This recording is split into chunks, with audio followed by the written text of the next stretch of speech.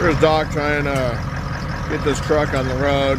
Put a lot of parts and a lot of time in, and it's I don't know, it's coming together.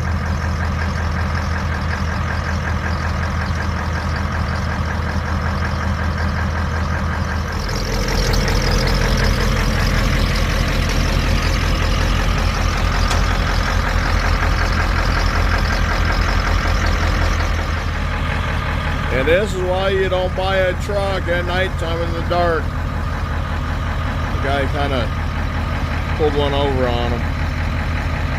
Lucky he had a whole truck that he had wrecked that had the parts for this one.